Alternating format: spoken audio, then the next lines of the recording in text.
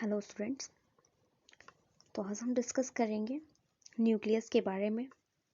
जैसा कि हमने पहले वीडियो में सेल के बारे में डिस्कस किया था कि सेल क्या होता है।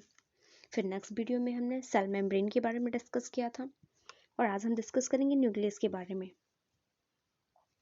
यदि आपने हमारी प्रीवियस वीडियोस नहीं देखी हैं सेल की या फिर सेल मेम्ब्रेन की, तो उसे आप ज़रूर देखिए ताकि आपको ये अच्छे से समझ में आए। उसका लिंक मैं डिस्क्रिप्शन में दे दूँगी। ओके, तो हम वीडियो स्टार्ट करते हैं। जैसा कि आप देख रहे हो यहाँ पे न्यूक्लियस का स्ट्रक्चर है। तो पहले हम इसकी थ्योरी के बारे में डिस्कस करते हैं। तो न्यूक्लियस क्या होता है, न्यूक्लियस जो होता है, जैसा कि आप जानते हो कि ये सेल के बिल्कुल सेंटर में प्रेजेंट होता है। और कुछ ऐसे भी सेल्स होते हैं जिनमें मोर देन वन न्यूक्लियस होता है, यानी एक से अधिक न्यूक्लियस होता है। जैसे कि ओस्टियोक्लास्ट सेल्स होती हैं जो कि बोन ब्रेकिंग सेल्स होती हैं। इसमें जो न्यूक्लियस होता है वो एक से अधिक नंबर्स में होता है। और कुछ ऐसी भी सेल्स होती हैं जिनमें न्यूक्लियस होता ही नहीं, जैसे कि आरबीसी होती है। तो जिन सेल्स में न्यूक्लियस नहीं होता है उनका लाइफ स्पैन जो होता है वो काफ़ी कम होता है, मतलब वो बहुत जल्दी डेथ कर जाती हैं वो सेल्स, या फिर बहुत जल्दी डिस्ट्रॉय हो जाती हैं। तो मैंने आपको पहले बताया कि कुछ सेल्स जो होती हैं उनमें एक से अधिक न्यूक्लियस प्रेजेंट होता है और कुछ सेल्स होती हैं जिसमें न्यूक्लियस प्रेजेंट ही नहीं होता है, जैसे कि आरबीसी। और जिनमें न्यूक्लियस जो होता है एक से अधिक प्रेजेंट होता है वो होती है ओस्टियोक्लास्ट सेल्स।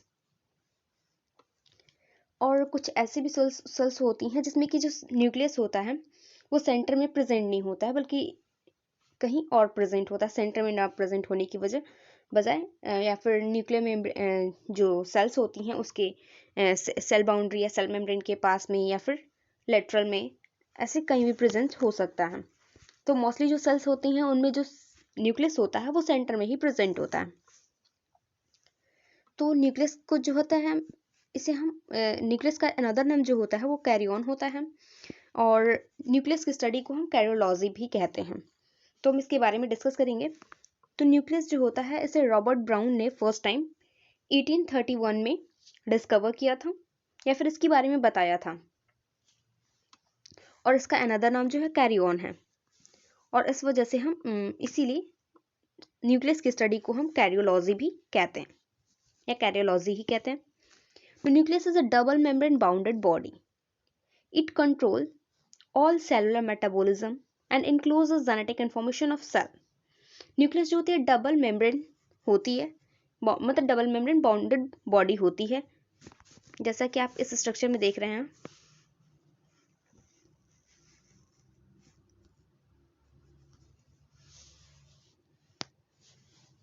जैसा कि आप ये डबल लाइन देख रहे हैं, डबल लाइन यहाँ देख रहे हैं। तो मैंने बताया कि न्यूक्लियस जो होती है डबल मेम्ब्रेन या डबल मेम्ब्रेन बाउंडेड लाइन होती है, and then it controls all cellular metabolism. और जितने भी सेलुलर मेटाबॉलिज्म होते हैं न्यूक्लियस में उनको ये कंट्रोल करती है, and includes the genetic information of cell. और जो भी जेनेटिक इंफॉर्मेशन होता है सेल का उसे ये इंक्लोज करती है, यानी ये न्यूक्लियस का बहुत मोस्ट इंपॉर्टेंट फंक्शन होता है जेनेटिक इंफॉर्मेशन को इंक्लोज करना। जैसे कि मैंने आपको पहले भी बताया था कि जो न्यूक्लियस होता है उसमें हमारा जेनेटिक इंफॉर्मेशन या फिर डीएनए जो होता है वो प्रेजेंट होते हैं, और इसकी वजह से ही जो भी डीएनए होते हैं वो पेरेंट सेल से डाटा सेल्स में ट्रांसफर होते हैं। ओके, तो जैसे मैंने यहाँ पे लिखा भी है कि स्टडी ऑफ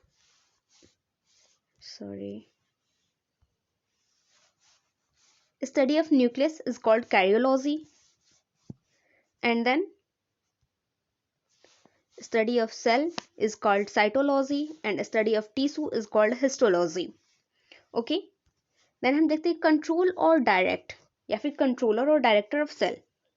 जो सेल होता है उसे कौन कंट्रोल करता है और डायरेक्ट कौन करता है इसके बारे में देखते हैं। तो न्यूक्लियस जो होता है वो उसके सेल को कंट्रोल करता है। तो किसको, सेल में किस चीज़ को कंट्रोल करता है, तो उसकी हेरिडिटी को, यानी कि जो भी पेरेंट सेल से डॉटर सेल्स में जो भी इंफॉर्मेशन जेनेटिक इंफॉर्मेशन जा रहे हैं उनको ये कंट्रोल करता है।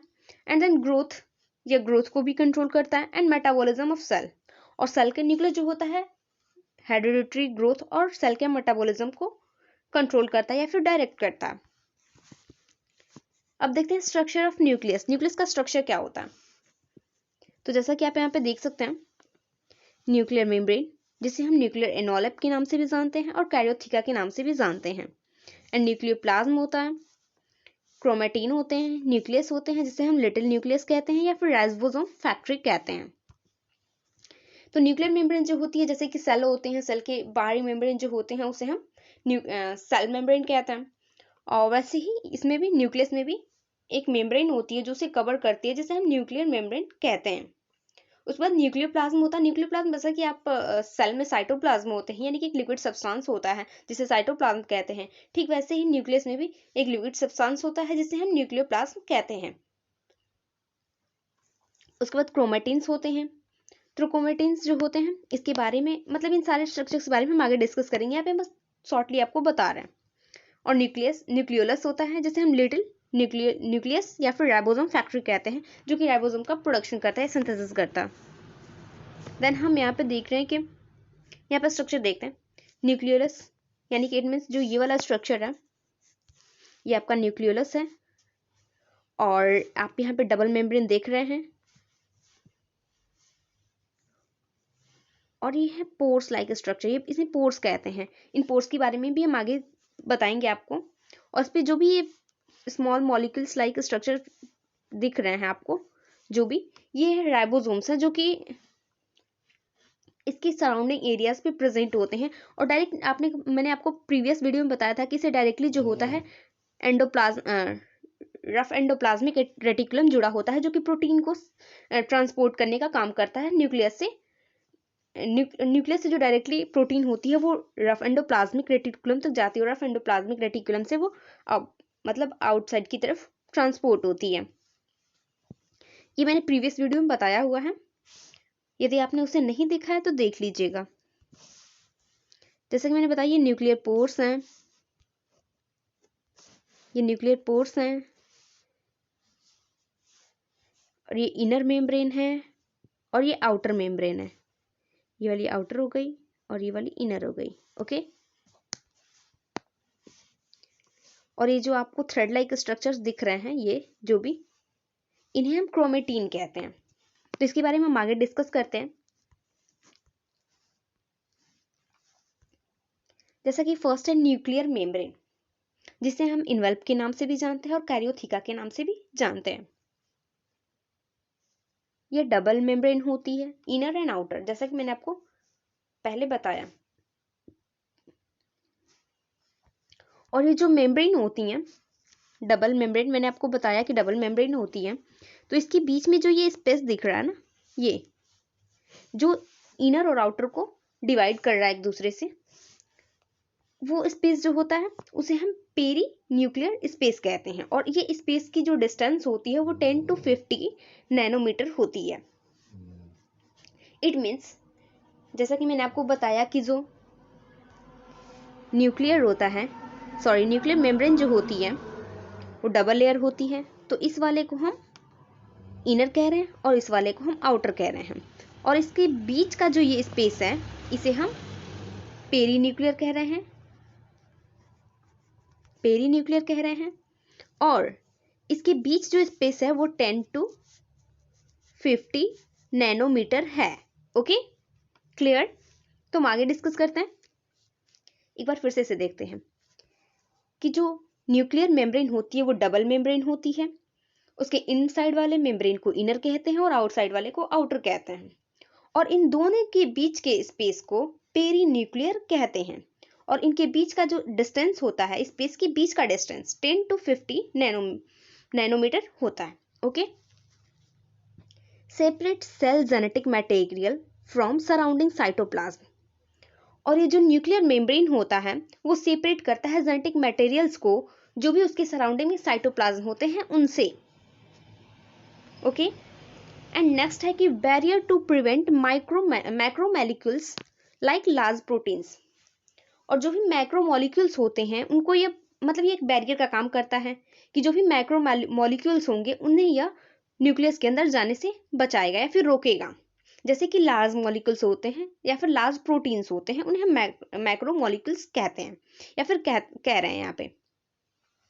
उसके बाद न्यूक्लियर पोर्स, जैसा कि मैंने आपको स्ट्रक्चर में दिखाया था कि न्यूक्लियर पोर्स होते हैं जो कि चैनल का काम करते हैं, जो कि ये पोर्स जो होते हैं 3000 to 4000 पोर्स प्रेजेंट होते हैं surrounding the nucleus membrane. Nuclear membrane के सराउंडिंग में 3000 से 4000 पोर्स जो होते हैं प्रेजेंट होते हैं और एक चैनल का काम करते हैं। जैसा कि आप यहाँ पे इस इमेज में देख सकते हैं कि ये जो पोर्स हैं यहाँ पे हैं, यहाँ पे हैं, मतलब ये जो पोर्स होते हैं ये सेल मेम्ब्रेन में सॉरी न्यूक्लियर मेम्ब्रेन में लगभग इनकी काउंटिंग जो होती है 3000 to 4000 होती है इनकी काउंटिंग। और यह जो भी प्रोटीन होता है उसे मतलब जैसा कि मैंने आपको बताया कि ये जो न्यूक्लियर मेम्ब्रेन है ये बैरियर का काम करती है, जो भी लार्ज मॉलिक्यूल्स होते हैं उन्हें ये एंटर नहीं करने देती है। तो जब प्रोटीन की नीड होगी तब ये मतलब कुछ अमाउंट में तो प्रोटीन की जरूरत है ना इसे, तो वो प्रोटीन जो होंगे वो इसके थ्रू, ये पोर्स लाइक जो पोर्स दिख रहे हैं इसके थ्रू प्रोटीन इसमें इंटर करेगा। वो भी बहुत एनर्जी लगती है इसमें इंटर करने के लिए। और किस प्रकार इंटर करती है, फिर इंटर करने का प्रोसेस क्या होता है, ये मैंने आपको प्रीवियस वीडियो में बताया हुआ है, वहां पे आप जाके देख सकते हैं। ओके। उसके बाद न्यूक्लियर लैमिना, तो न्यूक्लियर लैमिना जो होता है ये एक मैकेनिकल सपोर्ट प्रोवाइड करता है, मतलब जो न्यूक्लियर मेम्ब्रेन होती है उसे ये एक मैकेनिकल सपोर्ट प्रोवाइड करता है जो कि मतलब जस्ट बिलो द या फिर just inside the nucleus membrane के प्रेजेंट होता है। ये मतलब इसकी प्रेजेंस जो है यहाँ पर होती है जस्ट इनसाइड, यानी कि जस्ट इनसाइड में प्रेजेंट होता है inner membrane of nucleus membrane की। ओके। उसके बाद हम देखेंगे न्यूक्लियोप्लाज्म। आई होप आपको यहां तक समझ में आया हो, यदि समझ में नहीं आया हो जहां वहां आप रिपीट करके देख सकते हैं। ओके। अब देखते हैं न्यूक्लियोप्लाज्म। तो जैसा कि मैंने आपको पहले बताया था कि जैसे कि सेल होती है उसके अंदर साइटोप्लाज्म होता है, एक लिक्विड सब्सटेंस होता है साइटोप्लाज्म, वैसे ही न्यूक्लियस के अंदर भी न्यूक्लियोप्लाज्म होते हैं, एक लिक्विड सब्सटेंस होता है जिसे हम न्यूक्लियोप्लाज्म कहते हैं। तो इसमें 2 मेन कंपोनेंट्स होते हैं, एंजाइम एंड न्यूक्लियोटाइड्स। तो एंजाइम जो होता है यह which directs activities take place in nucleus, मतलब ये जो भी डायरेक्ट एक्टिविटीज होती हैं वो न्यूक्लियस के अंदर जो भी डायरेक्ट एक्टिविटीज होती हैं उन्हें यह परफॉर्म करता है एंजाइम्स के थ्रू, मतलब वो परफॉर्म होती हैं। और न्यूक्लियोटाइड्स जो होते हैं ये डीएनए के रेप्लिकेशन में फंक्शन करते हैं। लाइक जब डीएनए रेप्लिकेशन मीन्स कि जब डीएनए रेप्लिकेशन मीन्स जैसे कि जब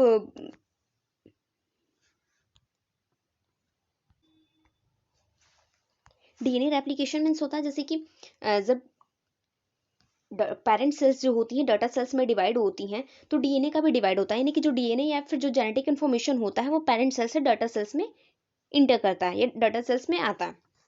इन्हें हम डीएनए रेप्लिकेशंस कहते हैं। Replication means it means divide या डिवीजन कह सकते हैं। तो न्यूक्लियोटाइड्स होते हैं जो कि डीएनए रेप्लिकेशन में वर्क करते हैं, और एंजाइम्स जो होते हैं वो डायरेक्ट एक्टिविटीज जो होती हैं न्यूक्लियस में उनको परफॉर्म करते हैं। ओके। उसके बाद हम देखते हैं क्रोमेटिन।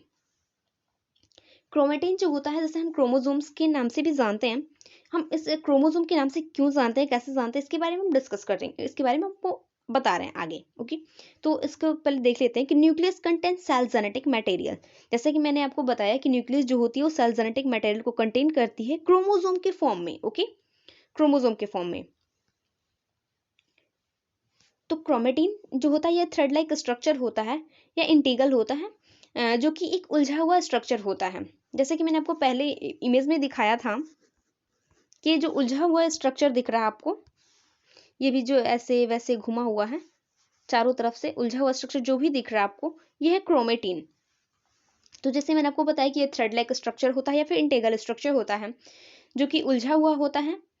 और जब सेल डिवाइड होने वाली होती है तब ये जो क्रोमेटिन कंडेंस मतलब कि जब सेल डिवाइड होने वाली होती है तब ये क्रोमेटिन जो होते हैं कंडेंस हो जाते हैं एंड देन एक पार्टिकुलर शेप बनाते हैं, और कंडेंस होकर के ये क्रोमोसोम को बनाते हैं। मतलब एक पार्टिकुलर, जैसे कि जब कंडेंस होंगे तो एक पार्टिकुलर स्ट्रक्चर या पार्टिकुलर शेप बनाएंगे, और कंडेंस होने के बाद ये क्रोमोसोम को फॉर्म करते हैं।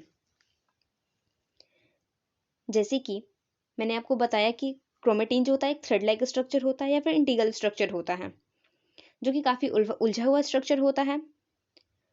और ये कब दिखाई देता है, मतलब ये क्रोमेटिन्स जो होते हैं ये कब दिखाई देते हैं, तो जब सेल डिवाइड या सेल डिवीजन होने वाला होता है, ठीक उससे पहले ये दिखाई देता है जब क्रोमेटिन कंडेंस हो जाते हैं, मतलब क्रोमेटिन जो भी क्रोमेटिन्स होते हैं वो कंडेंस हो जाते हैं, एंड देन एक पार्टिकुलर शेप फॉर्म करता है ये। मतलब जब सेल डिवीजन होने वाला होता है तब क्रोमेटिन कंडेंस हो जाते हैं, और कंडेंस होने के बाद एक पार्टिकुलर स्ट्रक्चर को फॉर्म करते हैं, और कंडेंस होने के बाद यह क्रोमोसोम को बनाते हैं। कंडेंस मीन्स होता है कि पार्टिकुलर स्ट्रक्चर को फॉर्म करना। तो जब ये क्रोमेटिन कंडेंस होते हैं तो एक पार्टिकुलर स्ट्रक्चर को फॉर्म करते हैं, जिसे हम क्रोमेटिन कह रहे हैं, और उसके बाद कंडेंस होने के बाद यह क्रोमोसोम को फॉर्म करते हैं, ओके, या क्रोमोसोम बनाते हैं। ओके हम अब नेक्स्ट देखते हैं। आई होप आपको ये समझ में आया होगा, जहां समझ में ना उसको आप दोबारा देखिएगा, ओके, रिपीट करके। और क्रोमेटिन जो होते हैं उनके पास मेन 2 कंपोनेंट्स होते हैं, जैसे कि डीएनए एंड हिस्टोन प्रोटीन्स। मतलब ये इसके मेन कंपोनेंट्स होते हैं, जो भी पेरेंट सेल्स होती हैं उनसे डॉटर सेल्स में भी ये ट्रांसफर होते हैं। डीएनए जैसे हम डीऑक्सीराइबोन्यूक्लिक एसिड कहते हैं, एंड हिस्टोन प्रोटीन होता है। तो क्रोमेटिन के बारे में एक बार हम फिर से आपको बता दें। क्रोमेटिन जो होता है एक थ्रेड लाइक स्ट्रक्चर होता है, जो कि एक दूसरे से काफी उलझा हुआ होता है, या फिर ये उलझा हुआ दिखाई देता है, ओके। और ये क्रोमेटिन्स कब दिखाई देते हैं, तो जब सेल डिवीजन होने वाला होता है उससे ठीक पहले ये दिखाई देते हैं। और ये जो क्रोमेटिन होते हैं ये कंडेंस होकर के एक पार्टिकुलर स्ट्रक्चर को या पार्टिकुलर शेप को फॉर्म करते हैं, और कंडेंस होने के बाद ये क्रोमोसोम्स को बनाते हैं, ओके। उसके बाद इसके 2 मेन कंपोनेंट्स होते हैं, DNA and histone proteins. DNA जिसे हम डीऑक्सीराइबोन्यूक्लिक एसिड कहते हैं, या फिर इसका फुल फॉर्म डीऑक्सीराइबोन्यूक्लिक एसिड होता है। उसके बाद यहाँ पे आप न्यूक्लियस का स्ट्रक्चर देख सकते हो। जैसा कि आप यहाँ देख रहे हो, ये काफी उलझा हुआ स्ट्रक्चर दिख रहा है, जिसे हम क्रोमेटिन कह रहे हैं। काफी उलझा हुआ दिख रहा है ये चारों तरफ से, मतलब बिल्कुल समझ में नहीं आ रहा कि किधर से कौन सा किधर पार्ट कैसे गया, ओके। और ये जो बीच वाला पार्ट दिख रहा है इसे हम न्यूक्लियोलस कहते हैं, और ये जो स्पेस दिख रहा है इसे हम पोर्स कहते हैं या न्यूक्लियर पोर कहते हैं।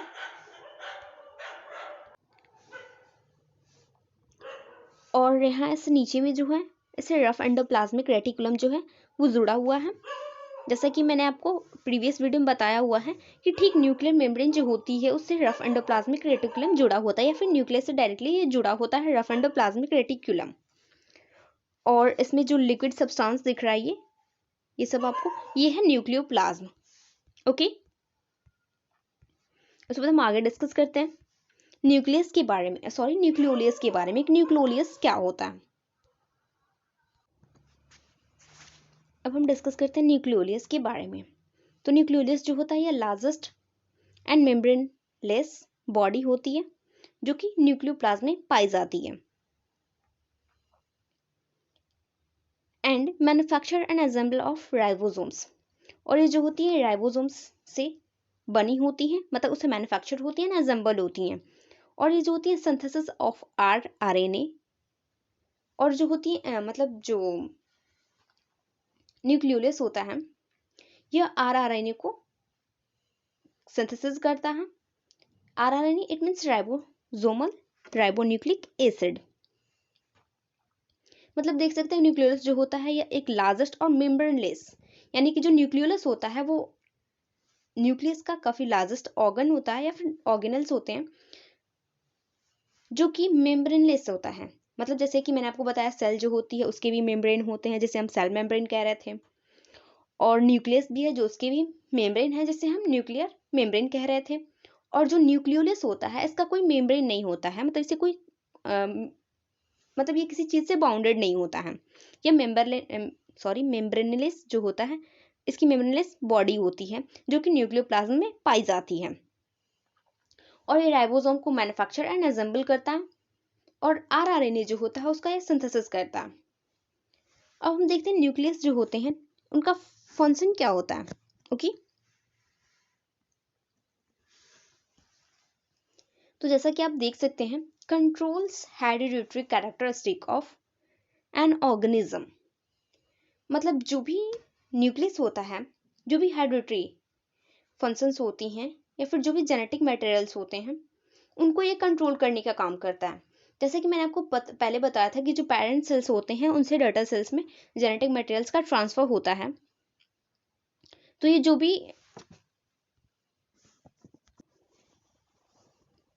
यानी कि जो भी हेरिडिटरी या फिर जेनेटिक मटेरियल्स होते हैं उन्हें कंट्रोल करने का काम करता है सेल के। And then DNA replication during cell cycle, और सेल साइकिल के थ्रू जो ड्यूरिंग जो डीएनए का रेप्लिकेशन होता है उसे भी ये कंट्रोल करता है। इट मीन्स आप समझ सकते हैं कि जो न्यूक्लियस होता है, जिसमें मैंने आपको पहले ही बताया था कि इसमें क्रोमेटिन्स होते हैं जिसमें हम क्रोमोसोम्स कह रहे थे, और इन क्रोमोसोम्स के ऊपर जो होता है जीन प्रेजेंट होते हैं, और ये जीन जो होते हैं मतलब जिससे कि जेनेटिक मटेरियल्स जो भी होता है वो पेरेंट सेल से डॉटर सेल्स में ट्रांसफर होता है। तो ये जो न्यूक्लियस होता है इन हेरिडिटरी या फिर जो भी जेनेटिक मटेरियल्स हो रहे हैं उनको कंट्रोल करने का काम करता है।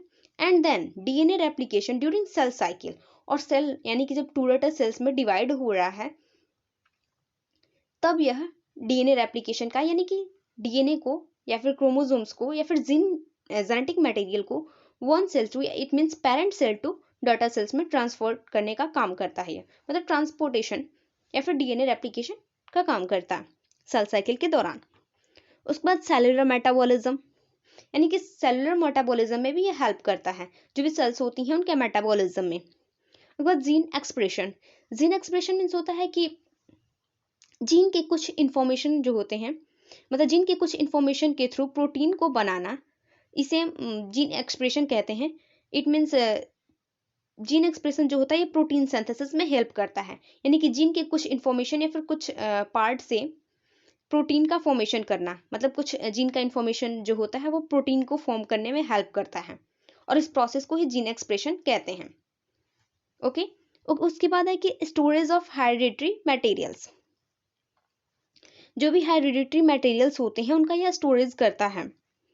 जैसा कि मैंने आपको बताया है कि न्यूक्लियस जो होता है उसमें क्रोमेटिन्स पाए जाते हैं जिसे हम क्रोमोसोम्स कहते हैं, और ये जो होती हैं इनके ऊपर जीन प्रेजेंट होते हैं जो कि जो भी जेनेटिक मटेरियल होते हैं उन्हें पेरेंट सेल से डॉटर सेल्स में ट्रांसफर करने का काम करते हैं।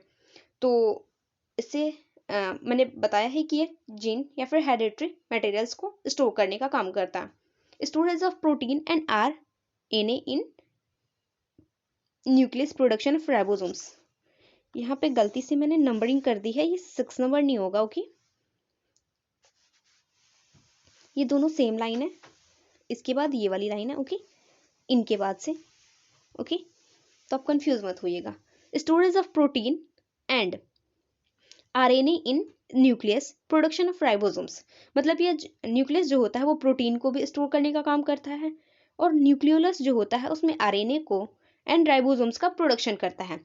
मतलब न्यूक्लियस जो होता है वो खुद में प्रोटीन को स्टोर करने का काम करता है, और आरएनए में न्यूक्लियोलस को, मतलब सॉरी न्यूक्लियोलस में आरएनए को और राइबोसोम्स का प्रोडक्शन करने में हेल्प करता है।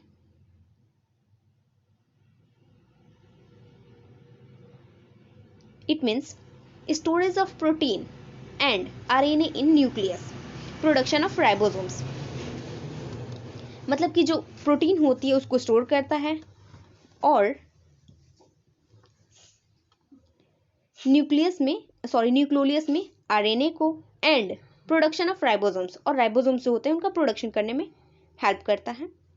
And site of transcription in which mRNA produce for protein synthesis, site of transcription in which mRNA, मतलब जैसे कि मैंने आपको नहीं बताया है, आरएनए जो होता है कई टाइप्स के होते हैं, आरआरएनए, mRNA, tRNA, मतलब मेनी टाइप्स के आरएनए होते हैं। तो इसमें जो mRNA होता है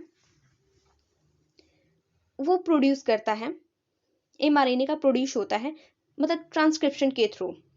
ट्रांसक्रिप्शन मीन्स होता है कि डीएनए का कोई पार्ट या फिर सेगमेंट जो होता है आरएनए में कॉपी हो जाता है या फिर यूज होता है, उसे हम ट्रांसक्रिप्शन कहते हैं। तो यहाँ जो होता है डीएनए का कुछ पार्ट या फिर सेगमेंट जो होता है वो कॉपी होकर के mRNA को प्रोड्यूस कर रहा है, और मतलब किसके लिए कर रहा है, तो प्रोटीन के सिंथेसिस के लिए कर रहा है।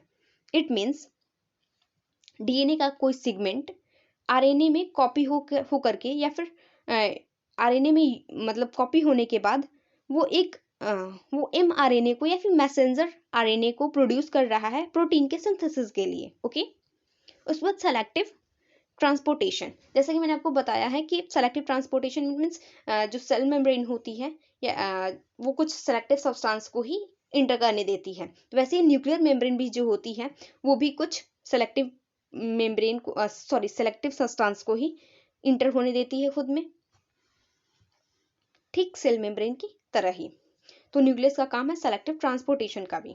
ओके, आई होप आपको पूरा वीडियो समझ में आया होगा।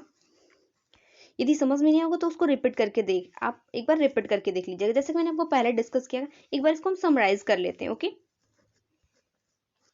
तो न्यूक्लियस जो होता है ये हमारे सेल के सेंटर में प्रेजेंट होता है और इसे रॉबर्ट ब्राउन ने 1831 में डिस्कवर किया था। इसे कैरियोन कहते हैं, इसके स्टडी को कैरियोनोलॉजी कहते हैं, मतलब कैरियोलॉजी कहते हैं। सेल की स्टडी को साइटोलॉजी कहते हैं, हिस्टोलॉजी कहते हैं टिश्यू की स्टडी को।